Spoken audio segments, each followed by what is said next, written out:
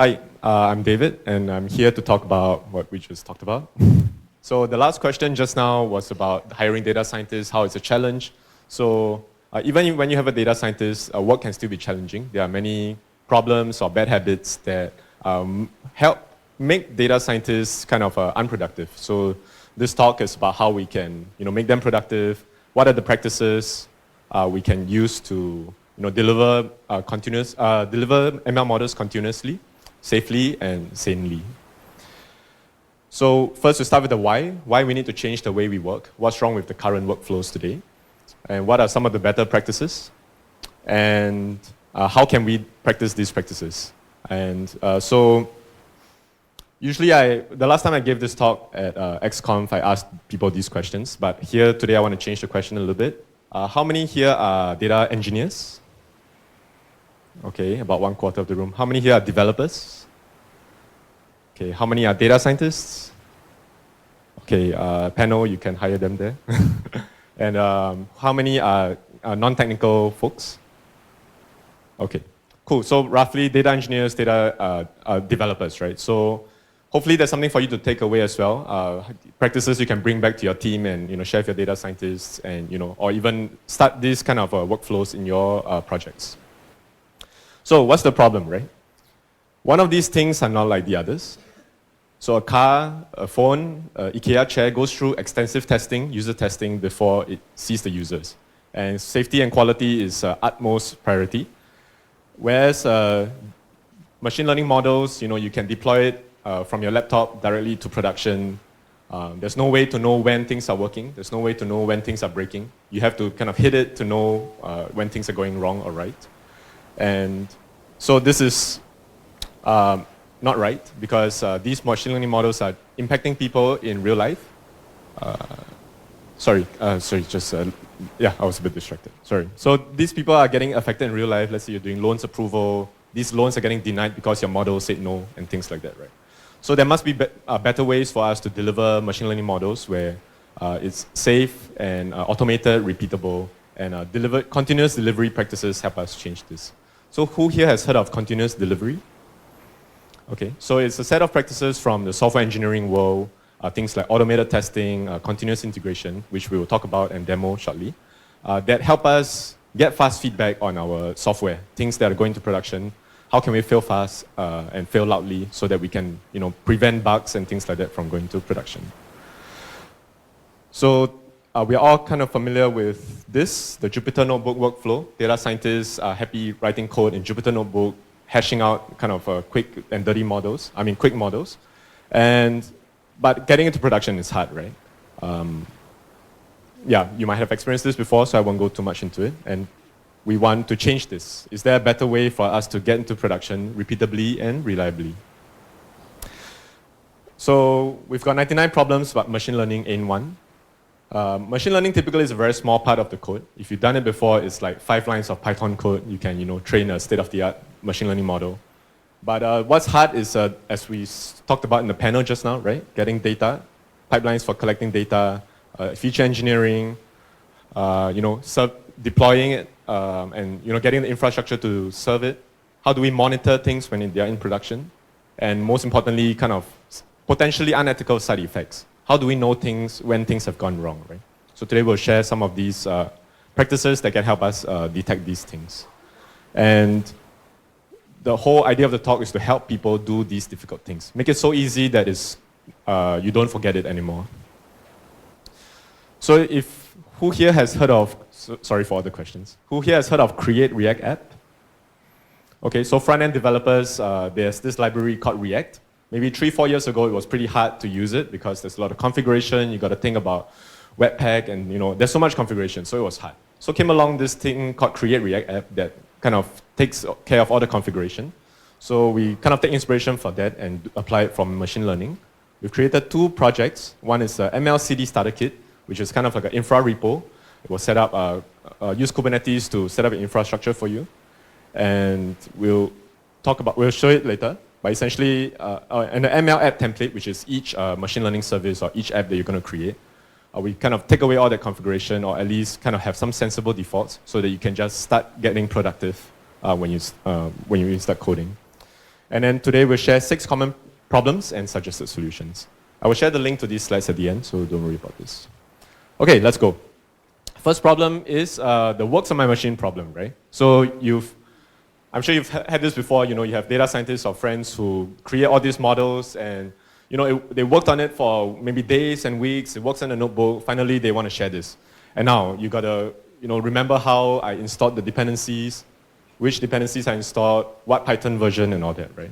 So simply, we should not have this problem. So from the start, just use some kind of configuration management tool.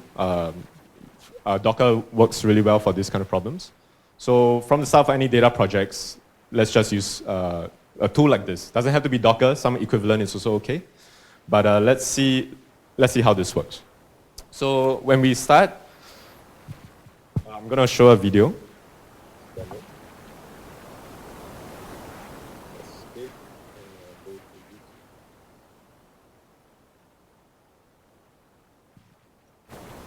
Right, so to get started on any project, simply we should just git clone, Docker build, Docker run, and get started to be productive. So this Docker file, we install some OS level dependencies. We take a Python 3.6 base image.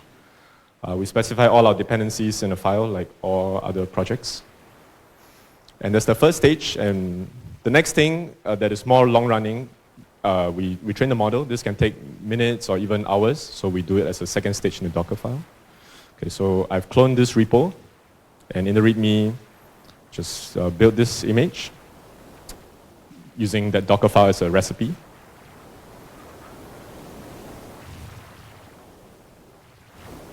And we're going to now start the container. And immediately your colleagues, anyone can start being productive. It has all the dependencies, all the environments, everything in this environment to start being productive.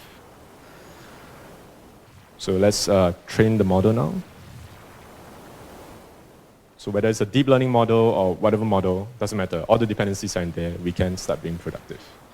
So we start a simple Flask app for this, and we'll make a prediction just to see that it works. Yeah, so you don't need to spend a half a day, or a few days to, oh, these are not my songs. You don't need so long to get productive. And this should be the kind of a sensible default in a project. So the next problem we face in data projects is not having data. I don't need to tell you this. Interesting. Right, so just now in the panel again, we talked about, when do we hire data scientists, right? So okay, we collect all the data that we need. Actually, in Thoughtworks, we think of a different approach. We've seen projects where we collect all the data we need. Maybe you build a data platform, a data lake, something like that.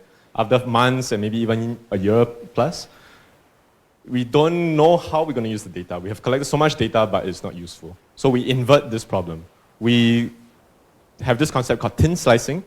So we start with a business problem. We don't solve all the problems in the world. We just take a domain, say for example, whatever it is. And then we find the minimum viable data set to solve that problem, right? We start collecting that and do feature engineering and train a simple model. Doesn't have to be a deep learning model right off the bat. And we try to solve this problem. And this helps us de-risk this data project, this whole undertaking. And if this doesn't work, if this machine learning solution is not of value to anyone, then fine. We've lost maybe a few weeks, a few months of effort, but it helps us de-risk having months and years of collecting this data and find that it's not useful. So we try to approach problems with a thin slicing approach. The next kind of mitigation measure for this is to fake it till we make it. So Wizard of Oz, on the outside it looks like a wizard, magic, but on the inside it's just a human. So we can provide the ML-like interface without the implementation.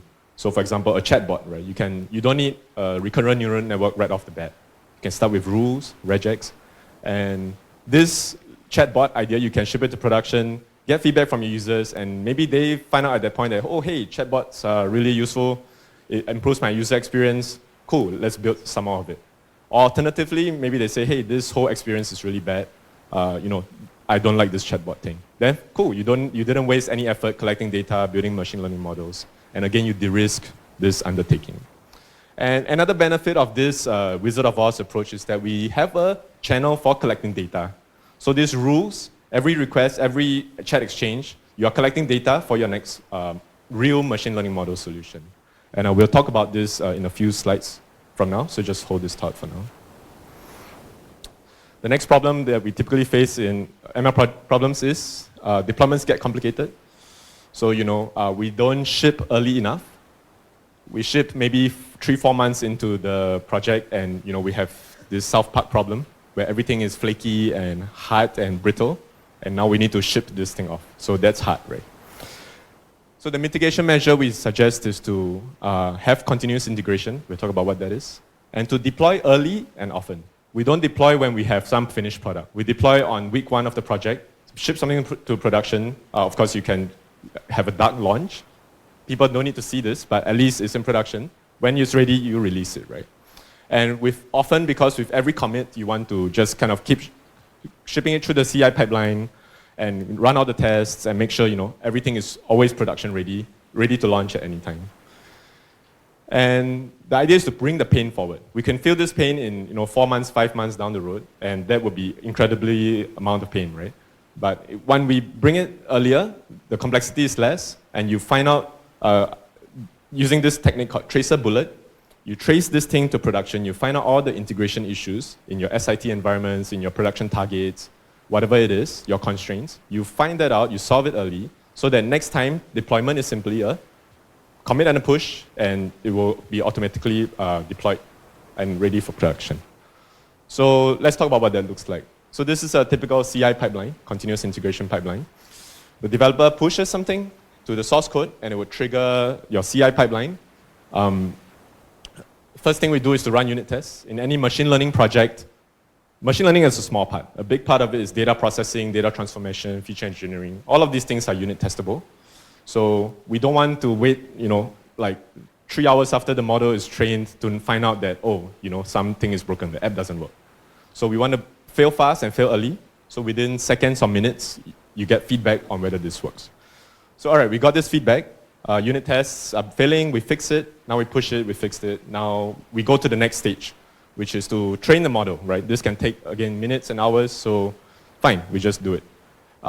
And usually your data scientist has some way of evaluating a model. They use their eyeballs, use some metrics like R-square, RMSE, something like that. There is some measure of a goodness of a supervised learning model. And we basically are automating it and put it in a CI pipeline. And we'll show you how that looks like. And get feedback. So if, let's say, the accuracy is below 95%, then break the build. Like, this model is not good enough for production. 5% of the time, my clients will get wrong predictions, and that's not good enough for me. That's costly to me. Then I'll break the build and make sure that this bad model doesn't ever get to production. So let's say it passed the test, it's all good. We artifact it, put it in some kind of repository, and we can deploy it automatically to some staging environment. And whenever you're ready, you click the button to deploy to production, and it's automated. We'll take a look at a demo later, but this is the rough idea of a CI pipeline. Basically, the idea is that every stage is a quality gate. As your model goes further down the pipeline, your confidence in it increases. And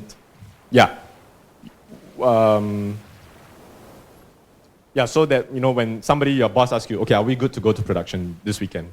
It's like, okay, yeah, I think we are. Our tests are passing, our model is good enough, we've passed all the other tests, it's of a certain quality, we can deploy that to production. So, okay, the demo will come later. And the next challenge we have is that, okay, we got this CI pipeline, we got all these candidate models in production, ready to go to production. How do we choose which one to go? Maybe there's 5 models, candidate models, maybe there's 100 candidate models. How do we choose, right? So typically, again, data scientists have ways of measuring a goodness of a model, some kind of score, accuracy, or R-square, something like that. We are basically automating it and automating the tracking of these numbers. So one such tool that helps us with that is a tool called MLflow by Databricks. And so you see here, there's this thing I logged called R-square. So R-square is a number between negative infinity and 1, 1 being the best. Take it as between 0 and 1. 0 is crap, and 1 is the best. So just by looking at this, we know, okay, the first 3 are good, better than the rest. And another error called RMSE, this number, the lower the better. So, okay, immediately we know, given that this model has been tested against all of our evaluation data, we know that this candidate, this commit SHA, and this particular model, which has been artifacted, is the best. Okay, it's the least incorrect. We can ship this to production. And you can have this conversation with business and have confidence to know that this is the least damaging model. And so we got to track this in our CI. Okay, so now imagine you have this CI pipeline, it's in your project, everything is awesome. Now, your boss comes around and asks you, okay, cool, we deployed last Sunday, how's it now? How many people are using it? Is it getting the right answers? Is it giving wrong answers? So these are hard questions, right? We can't answer it unless we observe. So there are three to four benefits of observing and monitoring our models. I'll talk about each one of them. Number one is feedback on production model. So for example, there are several layers of monitoring, and each of them gives us more and more value. Number one is even just service usage. Are people using our models? The things that we built for weeks and months, if nobody's using it, then that's some feedback to us, right? Maybe our product's not right. And that's good feedback to us to pivot or do the right thing, or talk to users again. And at the next level, we can also monitor model output. So this model is predicting housing prices in thousands. So right now, it's a number between 10,000 and 40,000. If suddenly your model starts predicting all zeros or all 2 million something, then something's not right. It's feedback to you that, hey, something's gone wrong in production. Maybe the model is seeing data it's never seen before. Maybe there's some typos. We got to look into it. The next level is to monitor model inputs. So models learn from these inputs. And if we model each one of them, for example, this one, number of rooms determines housing prices, right? Usually it's this number, and if suddenly it shoots up, clearly this is going to throw our model off. Maybe it will, maybe it won't, but at least now we know there's some anomaly, we can look into it. This is what we call in machine learning the problem of training serving skew, which is that your model performs really well during training time, but performs really poorly during serving time. There's a skew between training and serving, because during serving time it's seeing data that it's never seen before. The next benefit of monitoring is interpretability, right? So this is a problem in machine learning. People complain that it's a black box and all that. And yes, certainly some models are black boxes, but some models can be interpreted. So for example, this one, for each prediction, it predicted that this house is $34,000, $29,000. There are libraries that help us decompose these numbers output. So for, let's say, this one, the number of rooms contributed $6,000 to the price. And this thing called LSTAT, maybe for this prediction, even reduced it by $5,000. So if your users complain to say, hey, how come my house prediction price is so low? You have accountability, you can report back. And you can also report to your bosses about why the model is performing a certain way. Oh, it's because this feature is pulling the data down, whatever it is. So this gives us, again, feedback into the model. The next, and I think the most important feature or benefit of monitoring is to close the data collection loop. So this is the CI pipeline that you've seen earlier. We got some data, we train and test, we deploy, it's in production. People are using it. So every request, we can log it. Such and such housing features, I got such and such a prediction, this price. This now gives you new data for subsequent training. So in machine learning, there's a saying called garbage in, garbage out. So if you give your model garbage, it's going to give you garbage. So this solves that problem. You get better data, more real-world, realistic data that can train better models. And the only thing missing now is the ground truth, right? What is the actual housing price that this prediction should have been? So that's where you need a human in the loop to do some data turking, to apply ground truth so that you can have more training data for subsequent training. And more data wins sophisticated models, hands down, anytime. And the other benefit is that you now have unseen data for which you can evaluate your candidate models or your production models. So let's dive a little bit deeper into this. Now, this is again the CI pipeline. You git push, you build and test, evaluate model. And now you can have a second pipeline to say, evaluate model with new data. So imagine an analogy, like this one is a student studying for an exam, this box here. It's seen all the questions, it's seen all the answers, and this evaluate model is it going for mock exams, right? But this evaluate model with new data is going for the real exam. There can be trick questions, there can be partial information, there can be all these things, and this will be the real measure of how good this model is. And finally, when we have this score, the goodness score of the model, we can decide to fail the build or pass the build, so to speak. And then, yeah, we can have a one glance look to say, okay, each of these commits led to all these models. We can track it over time. So I've said a lot of things, and yeah, essentially we need to monitor machine learning models, and these are the benefits we get. So I thought about how we can demo this thing. So I think it's useful to see how we can provision all of these tools. Like just now we talked about CI, we talked about monitoring. How we can do this within, I don't know, 5 minutes or 10 minutes in a project. So we've created this repo. And this demo now will show how we can provision GoCD for your CI, MLflow for tracking hyperparameters, Elasticsearch, Kibana for monitoring. And we'll do this using Helm and Kubernetes, which is, Kubernetes is basically an abstraction for creating these different services for deploying Docker images. And Helm is a tool to help you manage Kubernetes objects. It's okay, like don't get lost in the details, this is just a quick demo. So let's take a look.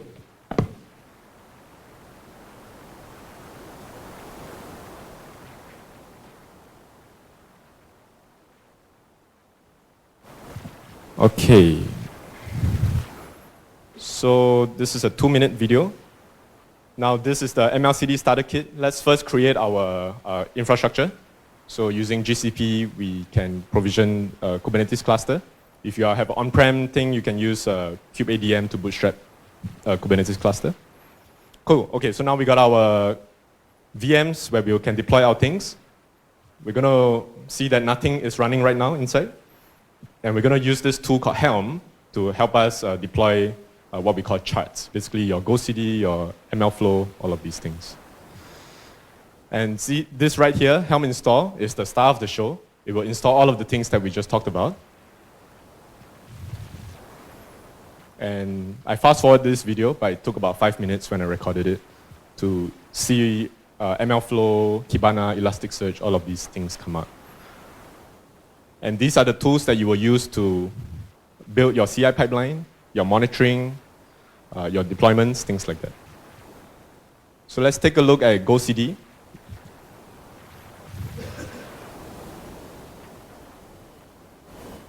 This is where the tests will run. Every time you commit and push, it will trigger some tests that will run here. And if it fails the test, you get the feedback straight away. Let's look at Kibana, which is a tool that lets you see your logs. So every request to your housing price model, you can view it here. You can visualize it as well to see anomalies. And lastly, let's look at MLflow, which you can use to track hyperparameters of your data scientists' experiments.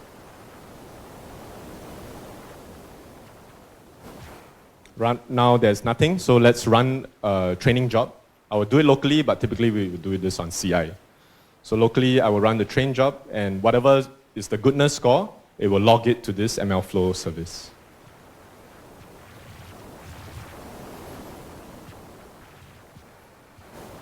Okay, and you can see my name there, the score of my model, and the hyperparameters I used. And every training run on CI will be logged here, so you have traceability and reproducibility.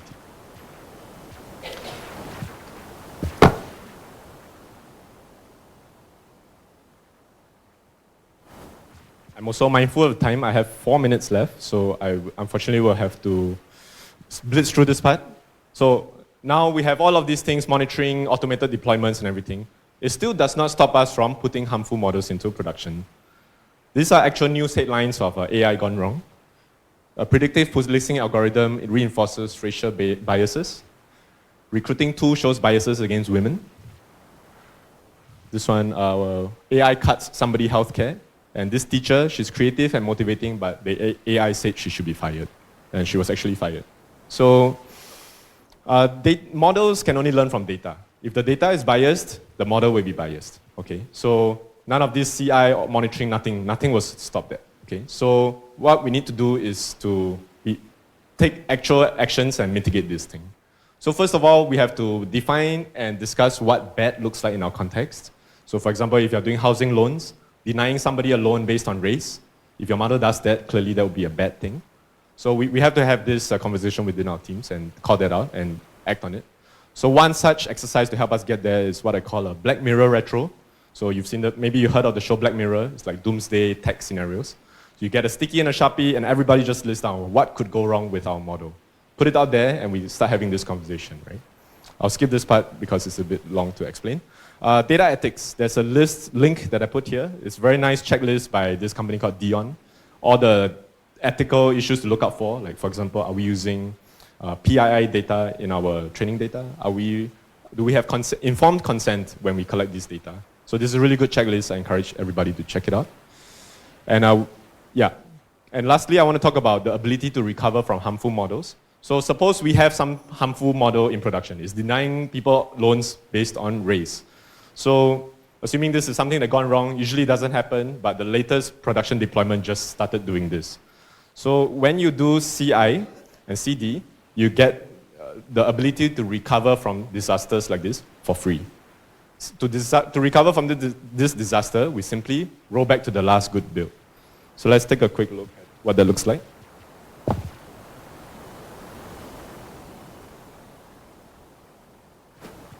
So assume we have two deployments.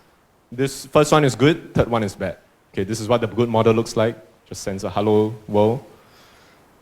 This is what the bad deployment looks like. Now we have a bad model in production, we got to recover from it. Now, because deployment 1 was good, we simply redeploy this thing, and we have again the exact model that was good back into production. And when I recorded this, it took 2 minutes to redeploy. It doesn't matter whether your model is 10 megabytes, 100 megabytes, 2 gigabytes. It will still take 2 minutes because there's no rebuilding, there's no non-determinism, because we've artifacted each of these models.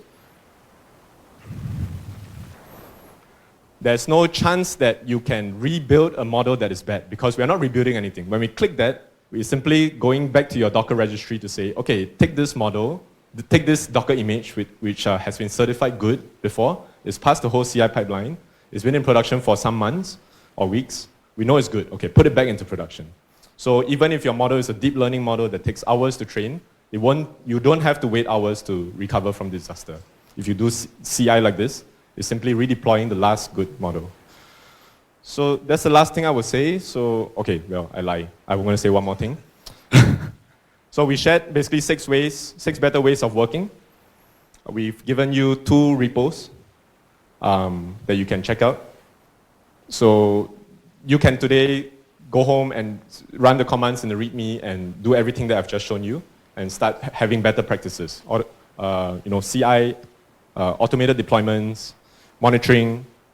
The only thing that we didn't talk about here is how to write unit tests. That's really important, and unfortunately I don't have time to cover it, but you can Google online, how do I write unit tests and things like that.